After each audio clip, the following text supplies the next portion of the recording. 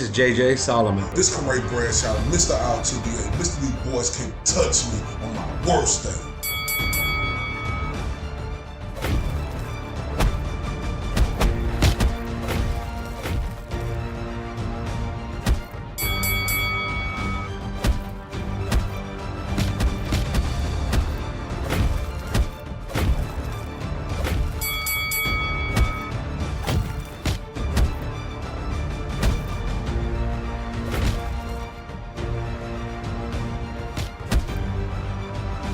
And this is the Spit Bucket Podcast. The Spit Bucket Welcome back to the Spit Spit Bucket Podcast. This is episode 6, my friend. I'm JJ Solomon. I'm here with Corey, Mr. TBA Bradshaw. Bro, we got some speed back to hit. Ready to get at it? Let's get at it. Yeah, Shout out to everybody from the 214 show across the pond. Because today, this show gonna be lit. And today, I got time, cuz. He has time. Oh, He's gonna yeah. need some time. Oh, yeah. Let's talk a little bit about the excellent boxing schedule that we're blessed with these next few weeks, next month or two. Let's start off with one that I'm really excited about. April 30th, Shakur Stevenson and Oscar Valdez. Oh yeah, that's a big time.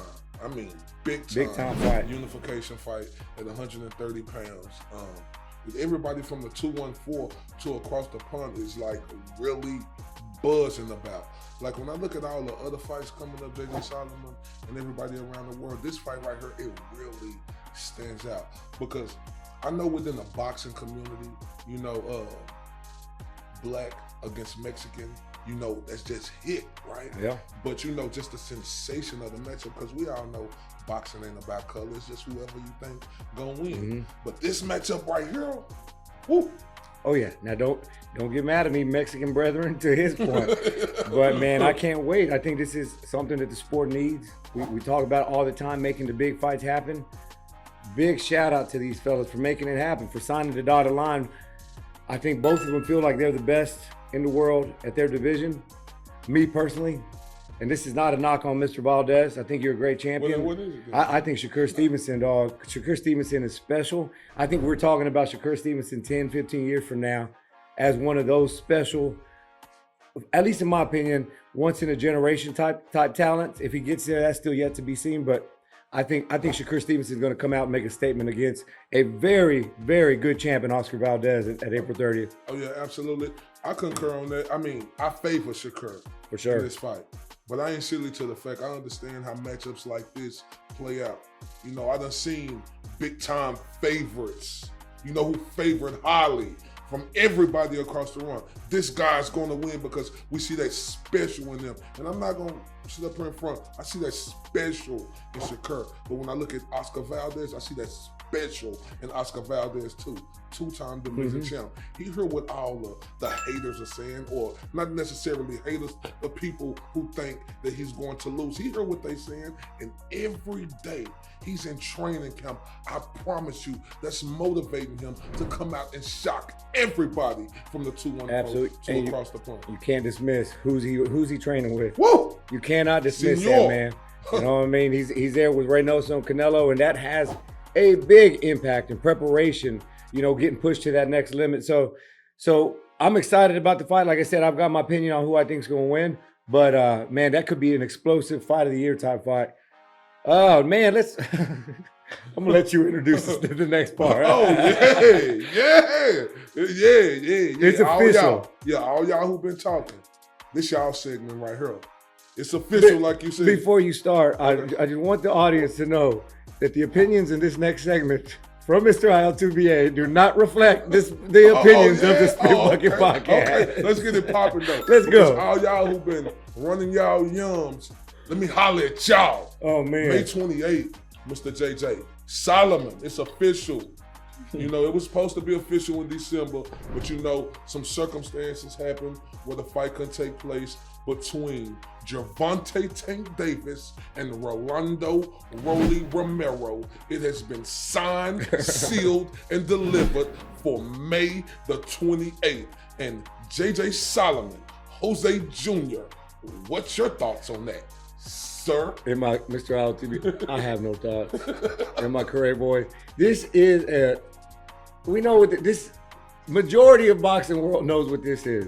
This is a low-hanging fruit for Tank Davis and Ellerby and the PBC team because they know it's going to sell because Rolly's mouth sold this fight, not Rolly's skills. So Tank is excited. They're so excited because this fight is not a quality fight. I can't wait to see Rolly go to sleep, what bro. You mean? There's Tank Davis and Rolly are on two completely different levels. And the fact that you think not only that Rolly has a chance to win this fight, the fact that you insist that Rolly is going to shock the world is absurd to me. I think this is some sort, bro. Yeah, absolutely. Everybody, I'm telling you, I seen it. I see it. I see the what they say. You see the lightning before the storm. I see. All it. right, Ray Charles. And it's playing out clear. I see a perfect picture. Right. You talk about Tank, like. Yeah, Tank, we see you. We see him. Okay, salute, Tank. We see you, but what's Tank only matchup against Pedraza? How many years ago was that, Mr. J.J. Solomon, years ago? What have Tank did after that? We ain't seen Tank fight nothing but little guys. I'll give him credit. He's been knocking out the little guys like he was supposed to, but we ain't seen Tank fight nothing but little guys. When you fighting Rolly Romero, this is the first guy I done seen in Tank's career who's not intimidated by him. Look, he talks to Tank different than I seen anybody talk to Tank. And one thing about Rolando Romero, this is the hardest puncher, in my opinion, that Tank Davis done ever fought in his career. Yeah. Everything you just said is yeah. He's not afraid of him. He talks. I don't particularly think Rolly's all there. I don't think he knows what he's getting into. I think he sees the payday. There is nothing, not a single thing that Rolly Romero does even close to Tank. It's two different levels. I think what you're saying, you're taking Tank's little accomplishments. You're taking what you don't see in Tank, and you're saying that he's going to lose a fight to a much lesser opponent because what your opinion on Tank is. But you have to pull back and say, here's Rolly, here's Tank, based on what I see. Just answer me that question. What about Rolly's style? What about his plan? What about his strategy? What about his past that you see that makes you think 14-0, 12 knockouts. What's Tank's record? I don't, he like 26-0, 24, 25 knockout, whatever, whoop-de-whoop. But one thing about Tank Davis and what I see, what you asking me, what do I see? I see a guy who fight little guys and get hit a lot. Now, when he going up against a pro puncher, like Rolly saying, he like a little Keebler F. You know what I'm saying? So he gonna have to give a little to get in, and Rolly is gonna be able to touch him because as his career, as we done seen, Tank Davis ain't this defensive specimen or this offensive juggernaut, a monster that y'all claiming him to be. We see this guy get hit a lot. Rolly, he's gotten hit by fighters who can box, who can set traps up, who can counter, who can put up more than 1-2 shots at a time. Rolly is gonna do this. You heard it here first.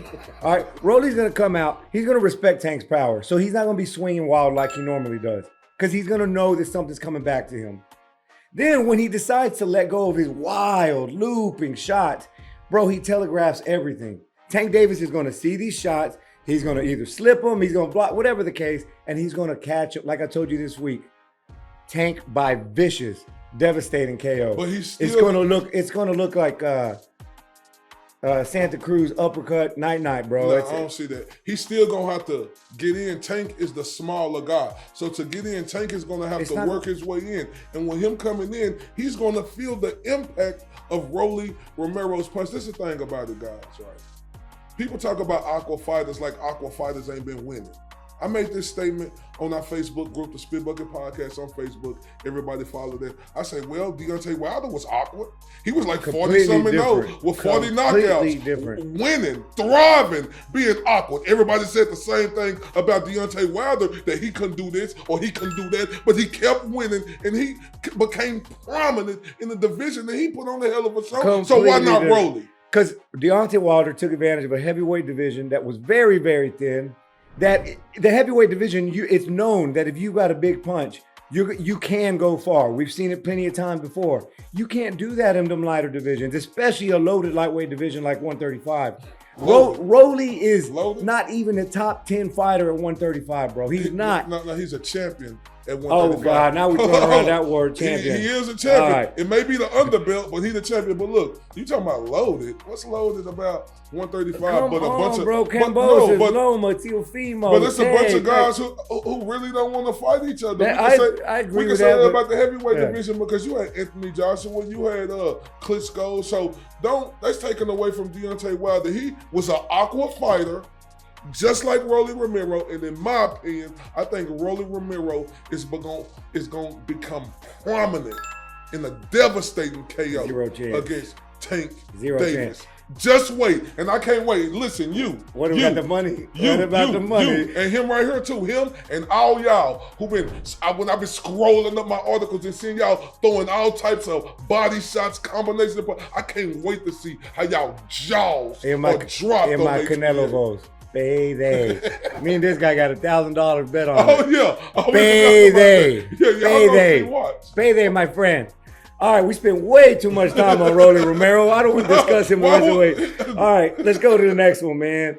Let's talk about the Cambosis situation with Haney and Loma. Obviously, speaking of 135. Speaking of great talent at 135. All right. I don't know about great, but it's good. So this fight is getting a little weird because of the situation over in Ukraine. Cambosis and Loma were locked in for a fight. Things are getting tough as far as Loma getting out to set up training camp. So Haney's name got brought back up in the mix. But now they're saying that Loma's working with the Ukrainian government to try to get him out to start his training camp. What do you want to see? What do you think is going to happen? You think the war is going to have any type of impact on the fight? And do you think Haney's going to miss this fight? What are your thoughts on it? I mean, first off, I want to send my thoughts and prayers to everybody over there in the Ukraine. Vasil Lomachenko and just every fighter, who's a millionaire, who really show country first. Big dog salute. 100%. My thing is, if Ukraine able to let Lomachenko come in training camp, if they feel like everything's in order, it's got to be Lomachenko. Like, don't talk to me about no Devin Haney. Is Devin Haney a good fighter? Absolutely.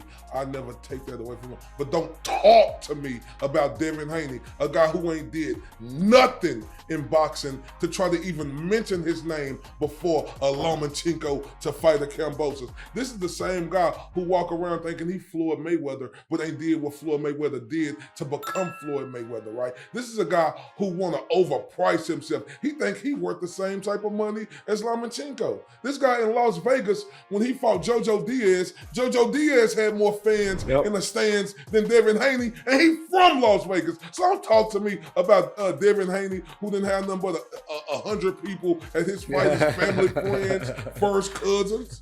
Yeah, man, listen, I think what the Haney fan base needs to do, and I hate that we have to talk to fan bases because I wish in boxing people would just sit back and say, okay, boom, boom, good fight. But it's almost like NFL and NBA franchises now where if something doesn't go well with your fighter, then, oh my goodness, the sky's falling, it's the end of the world. But y'all Haney fan base needs to understand that Lomachenko is a worldwide draw. It's a bigger fight. Of course, Cambosis wants his fight. Internationally, the fight makes more money with Lomachenko. And I know Haney's fans don't want to hear it. Haney's fan base isn't even the top fan base in the United States. So I hate talking about fan bases and money and stuff like that.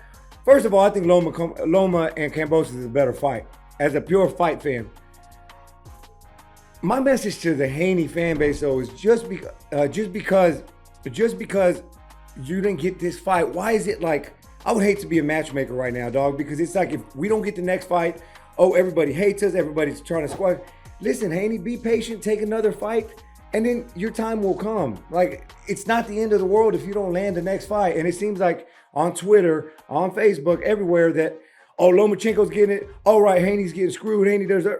Bro, it's just one fight. Just wait your turn. Wait. And especially, JJ, they don't want to hear it from me. No, for sure man. They don't want to hear it. They don't want to hear it from me. A black man, when I say Haney, who? Haney, who? Like, boxing ain't about color. It's about the best fights happening. And that's what I'm about. The best fights happening. I don't give a damn if it was Canelo or Jamal Charlo, Earl Spence, Yorganis Ugas. If I want the right matchup, I wasn't calling for Earl Spence versus Ugas. I wanted to see Earl Spence versus Terrence Crawford. Yeah.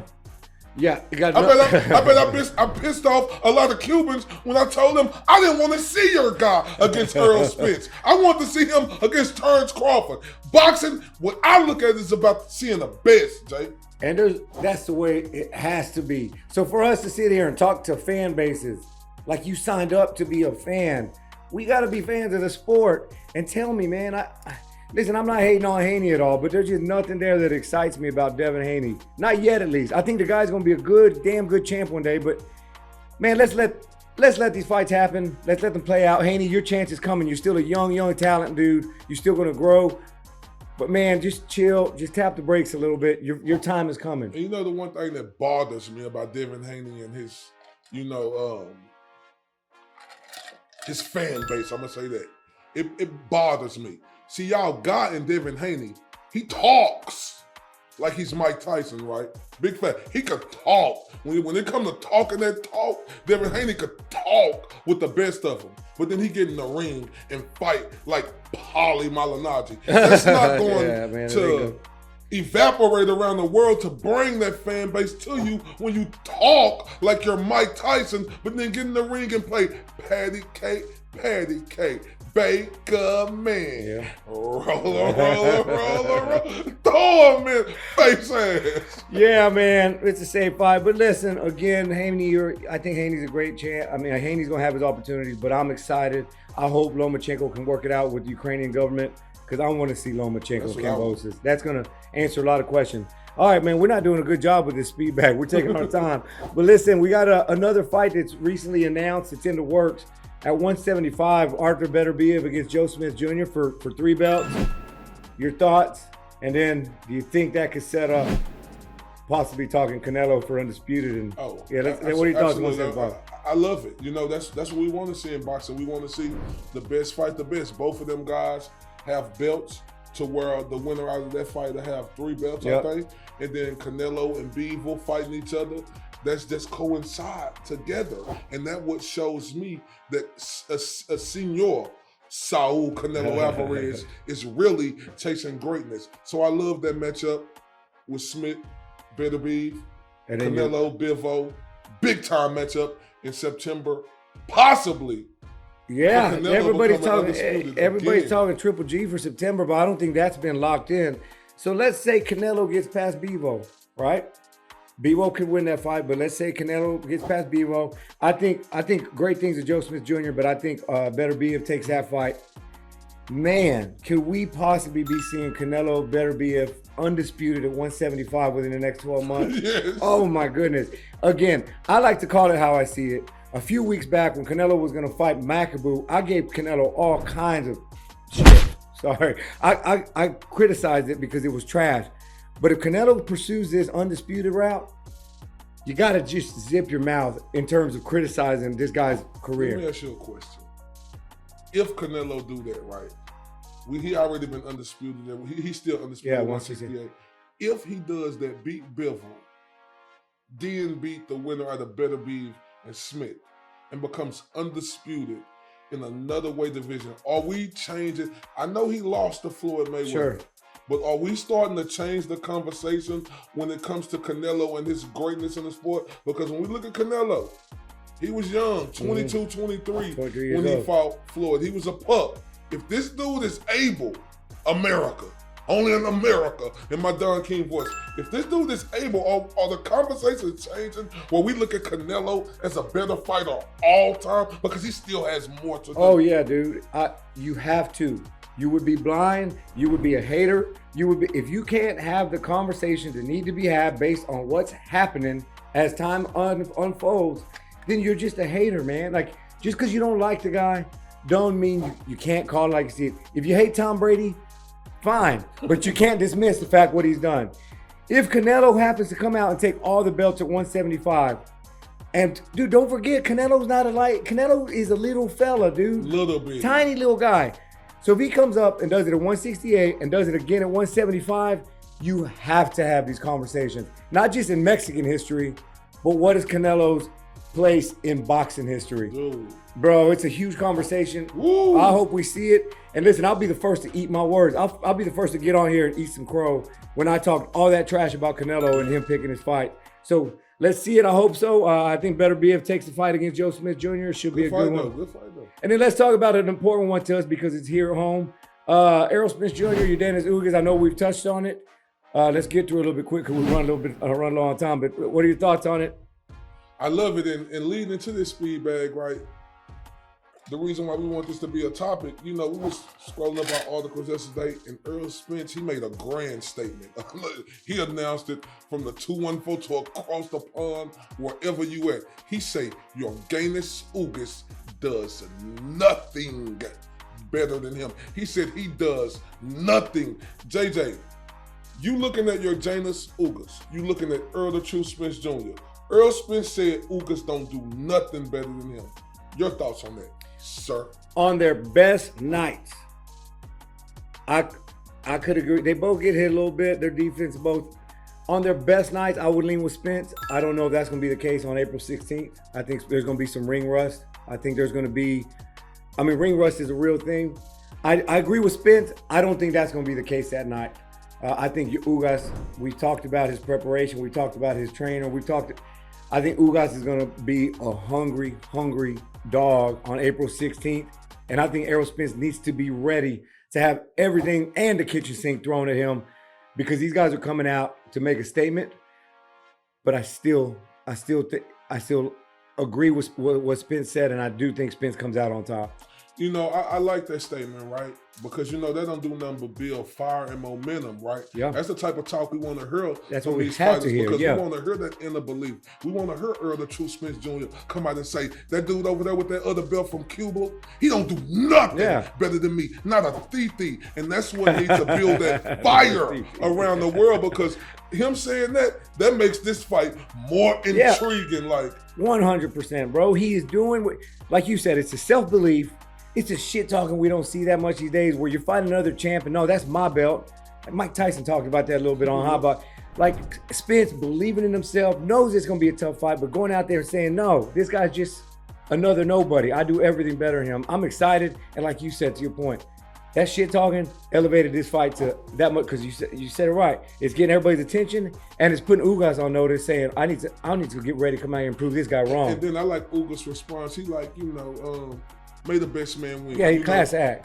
All the talk is, it's for the birds. He like, the best man gonna win that night, and we're gonna see. But I love it. I can't wait to see it. I love to hear Earl Spence saying he don't do nothing better than me. I love hearing him saying, I am that guy, and you ain't gonna come into my city and think you gonna take what's mine. I like that. Now we let's go and jump into this while we're watching Spence Ugas. Oh yeah. Where are we gonna be watching from? Oh yeah, man. We got the two biggest VIP suites in Jerry's World, Cowboy Stadium, the home of the most prestigious football team. Not just football team. Sports franchise ever in the Dallas Cowboys, the Spit Bucket, and to get in them two VIP suites with me and my guy, JJ Solomon. You see he got the TSB. You see we got the Spit Bucket logo. All y'all got to do is go on tsbnft.com. Go look at our big head collection. Go purchase y'all one of them NFTs. And not only do them NFTs get y'all in the VIP suites with us, but that is a lifetime access to everything me and my guy are doing. It. Tell them about it. 100%. Go check it out. tsbnft.com. Browse the collection. Pick up an NFT. They're dirt cheap. They're cheaper than the nosebleeds. And like Corey said, those will get you into the suites at Cowboy Stadium. But not only that, most of the time you go to a fight, your event ends there. This isn't just a ticket. This is basically lifetime access to all of our events. So we're looking at September in Vegas. You got one of those 150 big heads, you're there with us. If you don't want to go, you can flip it and sell it. Regardless, get to the fight with us in April here at Cowboy Stadium because it's going to be a fun event. It's our first NFT exclusive event. So check it out. Hit us up on the inbox if y'all have any questions on setting that up. But we'd love to see you guys there. We can't wait for the event. Straight up, these things right here, like this big head collection, like this is a momentous occasion. This right here is going to be for the people's people. Like if you get one of these first, you are that guy or you are that woman, straight up. So make sure, like my guy JJ Solomon said, go to tsbnft.com. Make sure y'all go to the Spit Bucket podcast Spitbucketpodcast.com. Go get some of my clothes and merchandise. Man, shout out to everybody on here, man. But if y'all want to be in that fight with us, TSBNFT.com. That's the speed bag. Stay tuned after the message. We'll get in this week in boxing history. DC with Diggers Elite Cleaning, y'all. We have 2 deodorizers here. What we specialize in is one of the things that makes our brand stand out. When you come clean your home, you can get one of. This is one of our deodorizers. It's a little light scent, but most of our customers love it. But if there's something going on in your home, it's that smell that you cannot get rid of, hit us up. This is the deodorizer that you might want to use. I don't care if you got a skunk in the building. This is gonna basically get rid of that smell.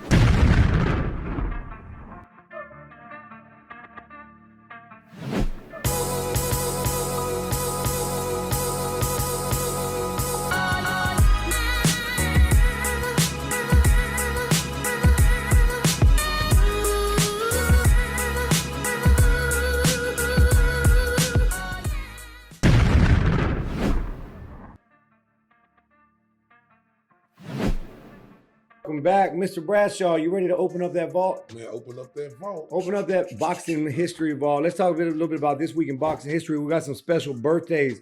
Right off the bat, we've got March 25th, Rafael Marquez. Happy birthday, happy birthday. Turned 47. Most famous for those four battles with Israel Vasquez. Just great fights. Also, brother of other Mexican champ, Juan Manuel Marquez. So happy birthday, sir.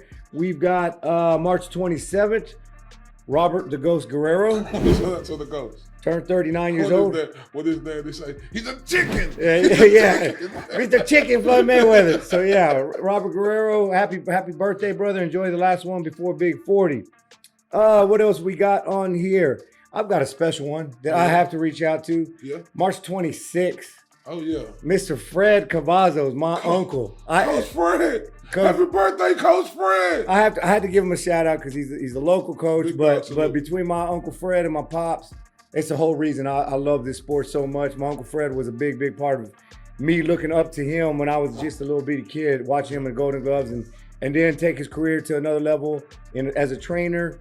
He just seen him on a Canelo undercard. That was real cool. So happy birthday to Fred. And shout out to Coach Fred too, because Coach Fred was one of the ones who was so invited when I started my boxing journey here in Dallas, Texas. And what's so special about Coach Fred is he specializes in all fighters, but I think he is the one who stand out and specialize in women boxing and trying to get women boxing heard. Because when I went to his gym, he had a lot of women boxers, and he was so enthused, and he put all his hard work and effort and always opened his arms to have me, Corey Bradshaw, Mr. RTBA, in his gym, and I really appreciate that. Happy birthday, Coach Happy Fred. birthday, Uncle Fred, 51 years old, man.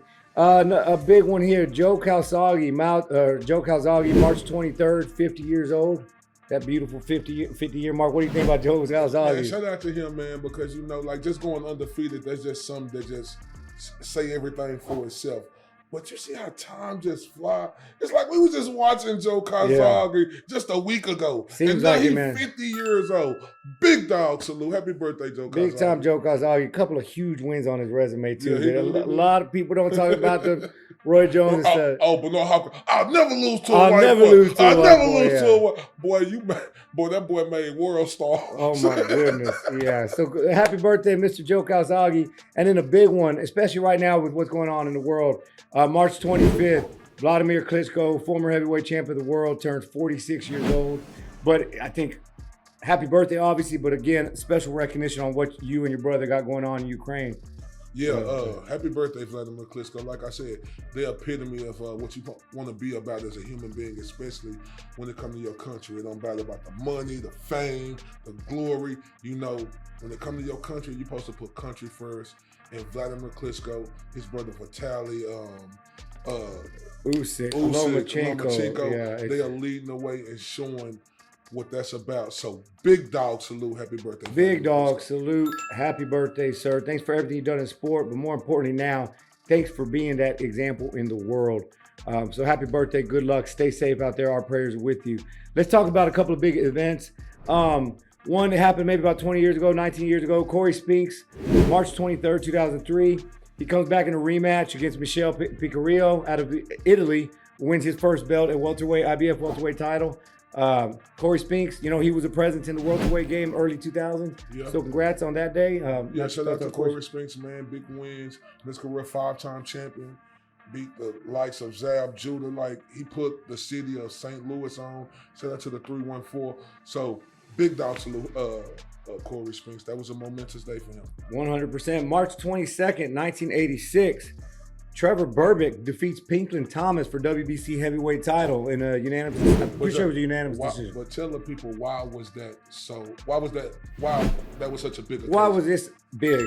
Because that Trevor Berbick winning that belt basically set up for what is history and what I personally believe a record that will never be broken. Mike Tyson becoming the youngest heavyweight champ when he beat Trevor Berbick in 2 rounds and had him stinky legging and it was just yeah. So I just wanted to. Congrats, first of all, to Trevor Berbick. But I wanted to take some time out real quick because there's a lot of audience out there, especially younger folks who just see Mike Tyson's resume and really doesn't recognize a lot of names.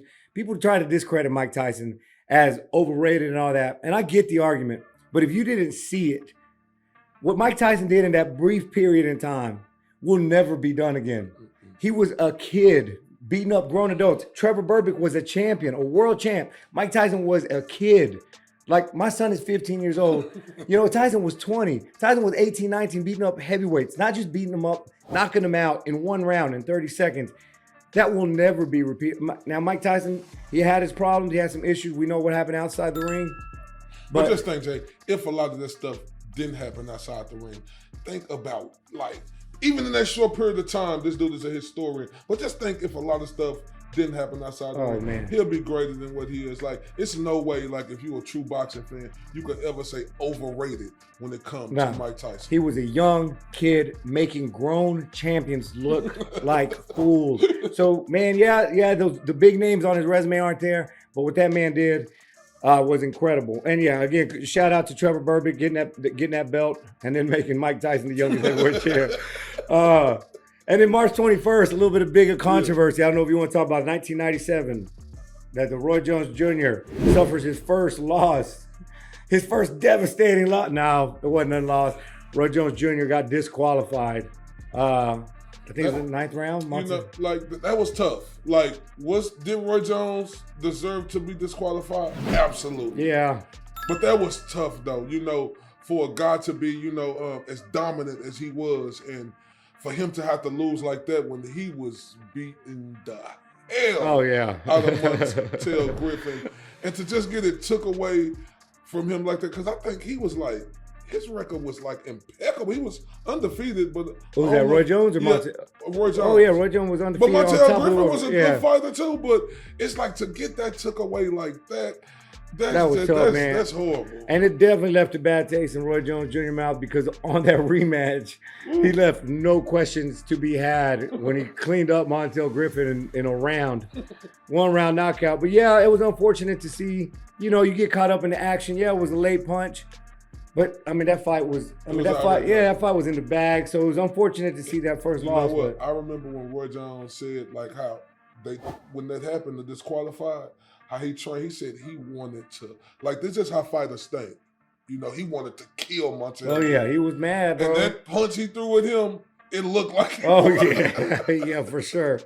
So, yeah, March 21st, 1997. If you guys aren't familiar with it, go check out Roy Jones' first loss. His first loss was not no loss, just to give you an idea of how great Roy Jones' career was. And that's this week in boxing history. Let's do some spitter shit when we get back from this commercial break. TSB Spitter is brought to you by the Crib Cashers. You need to sell your home quick? Skip the repairs, any condition, any situation, no closing costs, no realtor commission, and have a cash offer for your home in 24 hours. Just call 214-494-1340 or visit thecribcashers.com. That's thecribcashers.com. Welcome back. Let's do some spitter shit. Let's see who was spitting fire. And what's your spit of the week, JJ? Listen, I'm doing mine a little bit different this week. I'm going to do mine a little bit different, all right? So Roy Jones Jr. came out and gave his Mount Rushmore boxing. Oh, okay. And he had Muhammad Ali, Salvador Sanchez, Sugar Ray Leonard, and Roberto Duran as his Mount Rushmore of boxing. So you knowing me, think about those four fighters. Who's saying it? Roy Jones Jr. saying it. Ali, Sugar Ray Leonard, Duran, and Salvador Sanchez. You think I'm putting that as a spit? You think I'm doing that as a shit?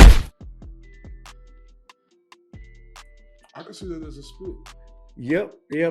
That's my spit of the week. A, because who said it? I'm surprised Roy Jones didn't put himself on that Mount Rushmore. You know what I mean?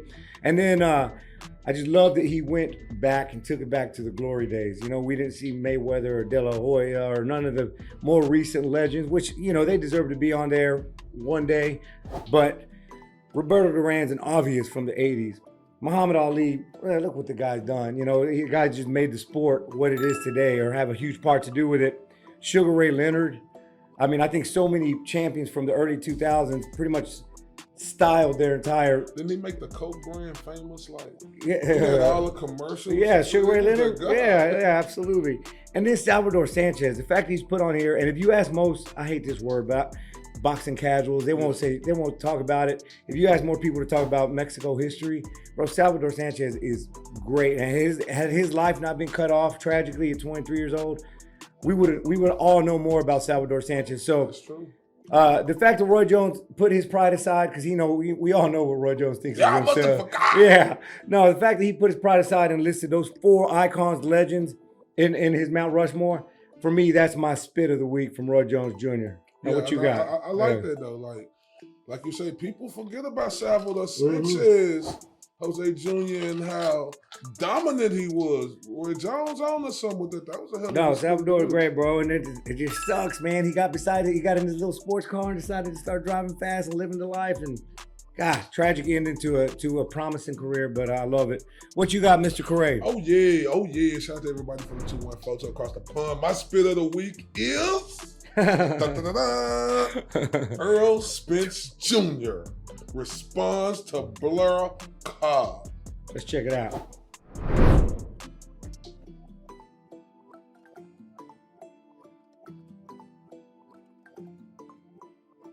Shout out to Earl Spence Jr., right? Like, I respected this, right? Because in life, everybody go through their trials and tribulations. And who are you, Black Cobb? Even though I like the new sensation of Black Cobbs, he making it more interesting. We need characters like that in the sport of boxing. But who the hell are you to talk when you got skeletons in your closet, sir? Like, you would, like he said, and you know, it was a joke, and Earl he got that little funny side about him, like your 33-year-old prospect. Yeah, 33-year-old But like, who prospect. are you? Like Earl Spence, yeah, he done been through his trials and tribulations, but we all go through that. Look at him now. Look at him still. He's still undefeated, still the unified champion. So Burr Cobb, pipe down. Yeah. Woo! Yeah, I like it, man. And bad stuff happens to Spence. Bad stuff happens to everybody, but the way to judge that character is how Spence responds. Spence is still undefeated. Spence is still fighting for championships. Spence still has one of the big fights of the year. So yeah, I like Spence's response. And the thing is, like, it ain't like I said, we all go through our stuff, but you got to go through it to get to it. So it ain't about if the ball bounce. It's about when you drop and how you gonna get back up and go forward with it. And Earl Spence has showed that he came back, beat Danny Garcia, was finna have a big fight against Manny Pacquiao. Unfortunately, he had an eye injury he had to pull out. Now he got a big fight. Everybody, make sure y'all get y'all NFT. Go to tsbnft.com. Get the Spit Bucket Big Head collection and come chill in VIP with us. We got the 2 biggest suites, and he putting on for the city. This man is correct. Let's do some shit. I got shit. All right. My shit is not just one sentence or one paragraph. My shit is the entire episode of Mike Tyson and Hot Boxing with Jamal Charlo. My goodness, Jamal Charlo, man. I'm a little mixed about this, mixed emotions. But Jamal Charlo was humiliated. I think even his own fan base just felt a certain way after watching that. When Mike Tyson just absolutely here, y'all check it out. We'll play a little bit of the clips. All right.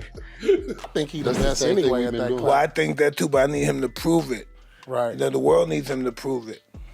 before he goes to a wheelchair or something, man. Come on, we gotta start fighting. I think them guys was like, You ever think about Benavidez? Would you fight him? I fight him for sure. Yeah? Then why you not getting I'm you moving fight? up to fight 68. anybody. He ready. Right, you know that. I You know, I'm but why talking about. they not letting you fight this guy? It's I not got like, this guy got me calling him the Mexican monk. Everybody's scared of this guy. And I hear you saying you want to fight. All right, yeah, man. Mike Tyson. Mike Tyson, he had a sentiment that we all have about today's boxing world. I feel bad in a sense for Munguia-Charlo because Tyson was expressing frustration for a lot of today's boxers, a lot of the problems. Munguia-Charlo just happened to be the guy there that was taking it all.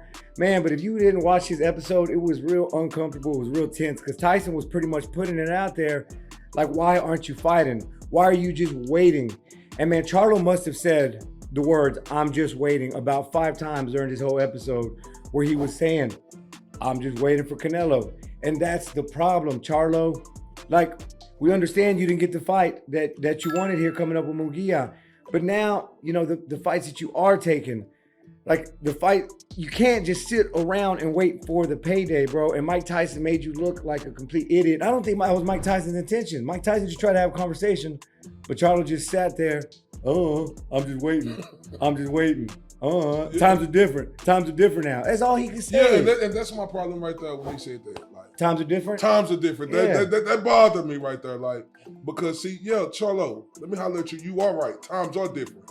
Because we was discussing this off air. When Mike Tyson was coming up, it wasn't no social media around. It was just newspaper and word of mouth, journalists, newspaper, word of mouth of people talking about him. And if you were trying to get it on pay-per-view, you owe it on pay-per-view. Now, times are different because you got all these social media platforms where all these boxers have access to make their brand bigger. Yep. So when he said that, I thought that was foolish. Times are different, Mike. It ain't like when you was, times are real different. Because if Mike Tyson had social media back then, imagine how more big he'll be.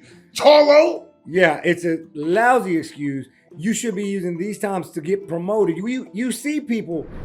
Going back to Rolly. Rolly's only getting a chance at this big fight in May because of social media, because times are different. Rolly in the 80s wouldn't be sniffing a title shot like this. Not yet, at least. But times are different, so use this to your advantage, Charlo. Use this to mark up your brand and your presence in the sport. And don't just be sitting around waiting, watching your entire prime pass you by. You're 31 years old. You're about to be 32 years old.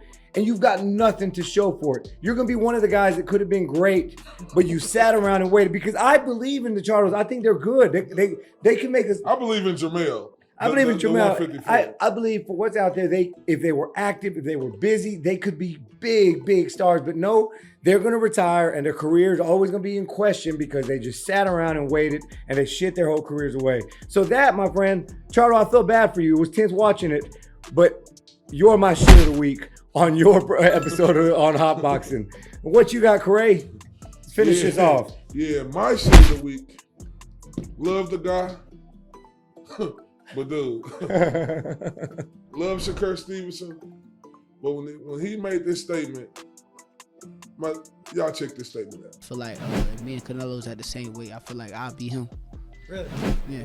Now Shakur, I love you, right? Like JJ say, we speak highly of him. Mm-hmm. JJ, you rate Shakur, like we both rate him as special. Like you stated earlier in the episode, 10 years down the road, you said we're going to be talking about Shakur. But Shakur, you're just a young pup in this game right now. Are you a champion? Absolutely.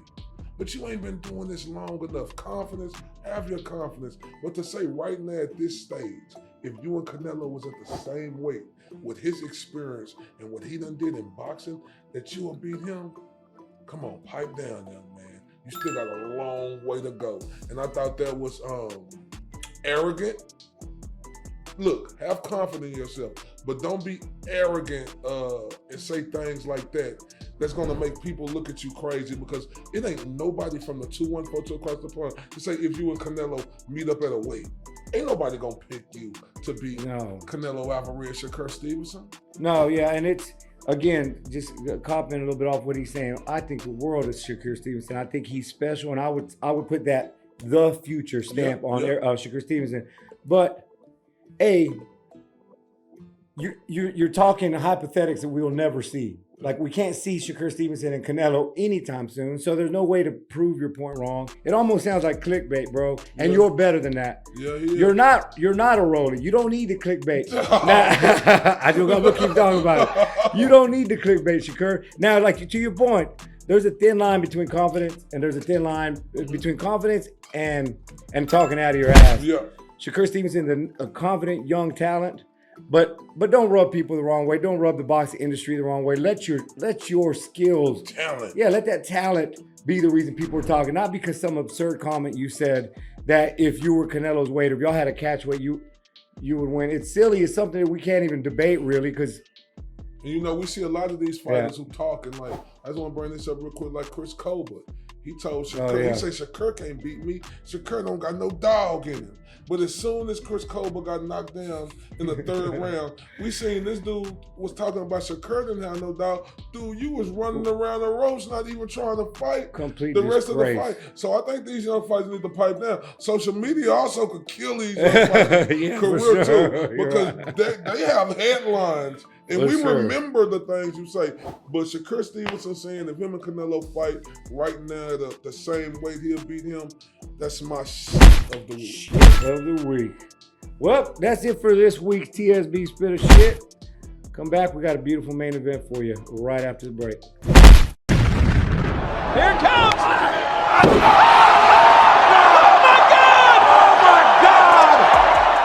TSB main event brought to you by Overhead Door Pros. Fellas, if you can't get it up, you need to call Overhead Door Pros. These guys get the job done right and get out fast. You can call them at 817-689-9906 or visit www.garagedoorsorus.com on Facebook.com Overhead Door Pros.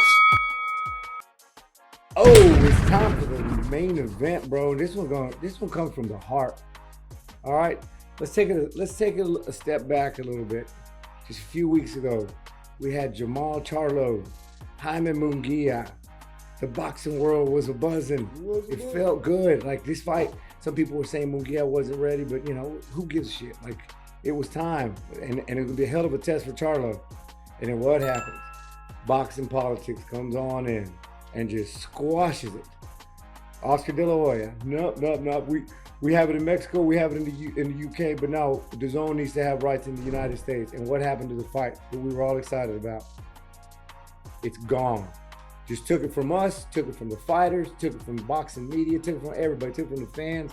And again, boxing politics crushes our hopes and our dreams for what needs to start happening in the fight, in the world. These fights need to happen. It's terrible. Terrible. Sad. Pathetic. You know, this is unusual, you know, when you see all other sports. Yep. You know, you see basketball players, you see the top players playing each other on a nightly basis. See football players, top players playing each other on a nightly basis to eventually make it to that Super Bowl when we're going to see who the best team in the world is. Baseball, same thing. But when it comes to UFC, prime example, the combat sport who we competing against, who we're losing thoroughly to, we're losing to them guys. They are wiping us out. It's like Barry Bonds in the Victor Conte days when he stepped up to the plate, out of there, a home run. Speaking of big head. Yeah. Yeah, it's terrible. Like boxing, it sucks. Like when you got all these different promotions.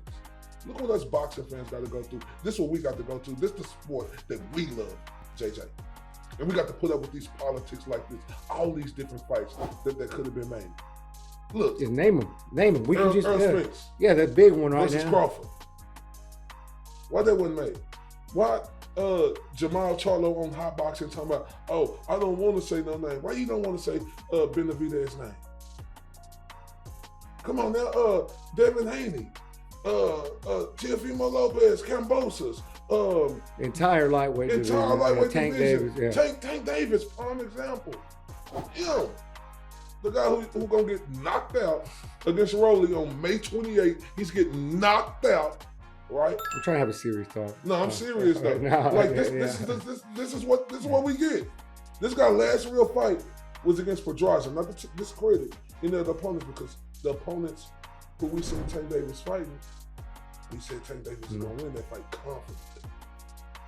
pathetic. Yeah, it's sad, man, and you make a hell of a point. Like, you make a hell of a point that I hadn't thought about when you think of the NFL, the NBA, hell, the NHL. Like, what do we always say? We say the playoffs in the NFL are amazing. Every game is great. It's because they work all year long to get to that tournament. Same thing with fucking hockey, bro. Like, you don't have to know shit about hockey, but you turn on a hockey playoff game, baseball. The baseball playoffs are great. And the reason I'm talking about playoffs specifically is because see the regular season as club fights or mandatory fights. But when you get to that point where you're a champ or where you're talked about in the top 10 pound for pound, that's kind of like the playoffs now, whether they're elimination fights or title fights. And we just do not get them. If we don't get the big money fight, the big giant fight, if we don't get Charlo versus Canelo, then we have to see Charlo versus Sulecki. Or, I know you don't want to hear Tank versus Rolly, or you know what I'm saying? If we don't have the big fight, we get watered down versions of boxing. We get sparring sessions. We get fights that should not be pay-per-views. And it falls back on the promotion, the networks, and I think it's trickling onto the boxers now because they're starting to believe they're hyped. They're hyped. We went to Florida, right? We went to Florida. We went up and down the beach for hours, hoping to God that we could talk. These guys. Please know these guys. Please do. Please give us a little faith that you know who we're talking about. Yeah, I'm tired of talking about Muhammad Ali. It's fun conversation, but all we talked about is Ali Frazier, Mike Tyson. Let's talk about fights now. Now I'm gonna disagree with you on one thing because people say MMA is beating boxing. I call me old school, call me a boxing lover, an enthusiast, and I'm being blind. But UFC is just one brand of MMA. It's just one brand, like one piece of the pie. There's Bellator, there's all these other MMA fighters, and or companies.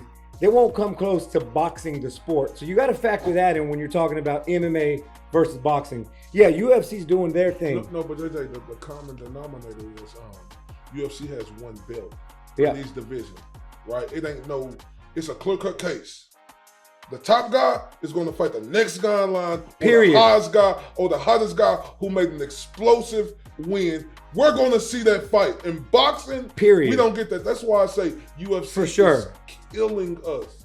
You're 100% right. You know why? Because UFC has no excuses. Hey, listen, 2 months from now, this guy's fighting this guy, period. Book it. We're getting a venue. This is what's going to happen. And then 2 months from then, whoever the champion is fighting the next guy in line. Easy. Why can't we make it happen? Why did De La Hoya? Like, I love De La Hoya as the fighter. But here he goes again, sprinkling his golden boy dust on a fight and boom, making advantage. And then, so it falls on De La Hoya, in my opinion, because he was being too greedy. Why should the zone get United States rights? You know what I mean? They already gave up Mexico. They already gave up overseas. Let's make these fights happen. De La Hoya, you claim to be about the fans and about making the big fights. Then take a step backwards and put your fighter, Jaime Munguia, on the map. I think Munguia might have won that fight. I couldn't wait to see that damn fight, Munguia versus Charlo, because a lot of questions were gonna get answered. But again, De La Hoya come and do his thing, and now who's hurting? We're hurting. Charlo's paycheck hurting. Munguia's paycheck hurting. Now that leaves room for boxing critics to talk shit to Charlo. Oh, look who you're fighting next. Now a little bit falls on Charlo too because, all right, Munguia couldn't happen, so now you're fighting Sulecki. As if you don't fight in PBC with the loaded roster. So everything you made, bro, a couple weeks ago, you went on live on YouTube and you talked about the essence of the sport. The essence, where it's okay to lose. It's okay to lose a fight. But how are you going to bounce back? How are you going to come back and get your title back? And you know one thing about the essence of it? When we look at boxing right now as a whole, we see no rivalries. No. We see no big-time matchups that we're salivating to see, JJ. We see no rivalries or we see nothing get built up. It's all about these guys on social media. Jamal Charlo said it best. He said, it's not like when you was. No, it's not. You got it better. And that's the reason why you guys are acting like you're acting. Like, this is a disdain to what boxing was built off of. Mm-hmm. When we seen the real rivals, when we seen the best fighters in the world from the 214 to across the pond or wherever they was born, we seen them fight each other. We seen it clap down. We didn't have to wait to see Trinidad versus De La Hoya. Hell no. Trinidad Vargas, the entire 80s. Like, bro, it just happened. Like, and it was automatic. We didn't have to sit here and be like, oh shit. Like, is Tito fighting De La Hoya? Please make it happen. Nobody say nothing. Like, it just happened. It just happened. And that's what's not happening now. What happened to the essence of the sport? Like Mike Tyson said, do you guys not have any pride? Do you not want to be immortal? Do you not want to let these other guys know you ain't shit? Let's sign the contract and make the fights happen if you claim to be the best in the world. Because win, lose, or draw, JJ, it's not about if you lose, because if you fight, eventually you're going to lose to somebody. It's only special fighters, only a couple of fighters in history who has that on their mark. So we understand if you box long enough, you're going to eventually fight somebody who's going to beat Who's you. better than you But that night, that's okay. Roberto Duran, that's okay. No Mas. All of them. That's okay. He came back. Yeah. Ivan Barkley. He made us forget about that in a bigger weight class. Yep. It's okay. But these fighters, they're like, oh, I want to protect my O so bad. I don't want to lose. You talk about Rolly, he don't give a damn about his O. Nah, he is what the essence of boxing is about. He talk about Gervonta Davis. He let Gervonta Davis know why you didn't want to fight him, why you didn't want to fight him, why you didn't want to do this. Or other fighters like Earl Spence, Terrence Crawford. These guys 33, 35, 36 years old. They've been in the same division for 4 years. Yep. They're supposed to be on their third fight. That's the essence of boxing. We're supposed to be seeing a trilogy out of these guys. When we look at Earl Spence, we look at Terrence Crawford, we see greatness on both sides. Why we ain't seen y'all in the fight yet? It's sad. It pisses me off. It makes us look bad as a sport. Just overall, the industry is almost like boxing is the laughing stock. Oh yeah, every time you talk to somebody who used to be a fan, oh yeah, I used to watch boxing, Yeah, but I don't know nobody no more. Do they still even fight? Is there even a big fight happening? And man, there's tons of big names. There's tons of real talent out there. But what do we spend our time looking at? We see networks fighting each other, we see promoters fighting each other, and we see fan bases. Jump on social media and you see guys defending boxers like it's their family. Instead of saying, hold your fighter accountable. If you want to be a fanboy, fine, but hold them accountable. Like we see people arguing about Charlo and Canelo and 168 and 160 and who's the best. Charlo himself said that Canelo Alvarez is the #1 pound-for-pound fighter in the world. Yet you jump on social media and you see Charlo fans and Canelo fans at each other's throat because Charlo's acknowledging that he's not the #1 pound-for-pound fighter in the world. So in my head, if I'm Charlo and I feel like I'm a lion and me and my twin are the best thing to ever happen to boxing, if you're not getting Canelo, why don't you say, all right, let me go fight Benavidez. Let me go fight Caleb Plant. Let me go earn it. Let me not leave a question for debate. And that's what bothers me so much is when it's not the promoters and when it's not the networks and it's not these silly ass fans and it finally falls on the fighter, they don't get it done. So what's the problem? The problem is we're not holding our fighters accountable. Instead, oh, you see what Canelo did? Or, oh, you see what Charlo did? Your guy ain't never gonna do this. My guy made so much money. My guy has so many Instagram followers. That don't have shit to do with boxing, man. Hold your boxer accountable and let's make these fights happen. Instead of us having to watch Jamal Charlo versus Sulecki, who don't even have a picture of himself on BoxRec. And it's like That's this, my problem. And it's like this, JJ. You stated this earlier. When you building the fighter up, right? You build them up. I got no credit with building the fighter up. But when you make it to that creme de la creme, when you become champion, you take the handcuffs off. You let that fighter hand go, and you have to throw them into the fire. And that's what's missing in this new generation, in the essence of boxing and what boxing is about. These guys still want to hold, these promoters still want to hold these guys' hand as champions, unified champions, 3-belt champions. It's just ridiculous, bro. No, yeah, and I hear words like Munguia would be a good test for Charlo. Like, Charlo should be past test. He's already in his early 30s. He's 31 years old. They shouldn't be taking tests. This is your prime time. We shouldn't be seeing tests anymore. You should be at the golden age of your career. You should be knocking out other champions, and you should be solidifying your career. But we're not seeing it. And where it comes from, it comes at the top. And also, it trickles down to us as fans. Because as long as we're supporting our fighters blindly, and we're paying for whatever pay-per-view they put up because it's our fighter. So quickly. Yeah, we need to. We see, no. Yeah. We see how boxing going. what do you see the boxing at in the next 3 years? We getting guys like Jamal Charlo versus Selecki, a guy who Andre B3. Where's boxing headed to? It starts, we as the fan base have to start holding them accountable. We can't be buying pay-per-views for fights we don't believe in and we're not excited about just because he's the Dallas guy or just because it's the Omaha guy. We can't be arguing with other boxing fan bases when at the end of the day, we're arguing for the same shit. We're all wanting the same things. We want our fighters to fight each other. So we can't be turning it against each other. And instead of blindly arguing for our fighters, we need to hold them accountable, stop buying these pay-per-views, stop looking like fools on social media, arguing about shit that has nothing to do with the fight. And then the boxing promoters will have no choice but to make the fights happen because it's affecting their wallets. As long as we keep making millionaires out of shitty fights, it's never going to change. So we have to be the change. Like you say, we are the real bosses of boxing. We're the consumer, man. And if we're not happy, we have to make a change. So, yeah, that's where I'm at on where boxing is today. Okay. Yeah, so, man, hey, sorry, I got a little fired up. Hey, I couldn't have said no better. We're going to leave it at that. Yeah, let's leave it. We're out of time, man. We appreciate everybody, tuning in. Spit Bucket, episode 6. Mr. LTBA. Let's talk a little bit about paying the bills. We got a donation set up. There, our Cash App address. It's important you guys know 2 things. We will give away money. Half of our jackpot on the Cash App donation is going away to a lucky fan. Second thing, our NFTs. We talked about it earlier. But if you're trying to get into the Spence Ugas fight, that's the first things first. That will be the first thing that NFT will get you. Go check it out at Tsb NFT. Those NFTs are cheaper than the nosebleeds for the fight.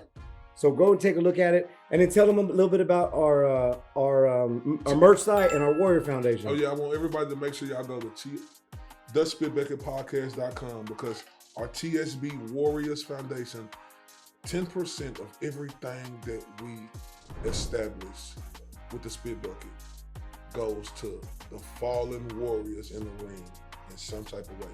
So we encourage everybody from the 214 to across the pond. If you really love the sport of boxing, if you really understand what you say about these fighters, that they put their lives on the line for our entertainment to get in that ring, we got a way of giving back to all the fighters. So we really encourage everybody from the 214 to across the pond. Please, I don't care what it is, just whatever you can into doing your efforts to help us, the Spit Bucket, the first podcast in boxing to do something like this, to give back to the fallen warriors who put their blood, sweat, and tears on the line. We'll really appreciate that. Thank you very much. Thank you guys for tuning in. Again, share it, subscribe, tell your friends, tell your family about us. We got big things planned. Thanks for watching. We will see you next week on the Spit Bucket Podcast.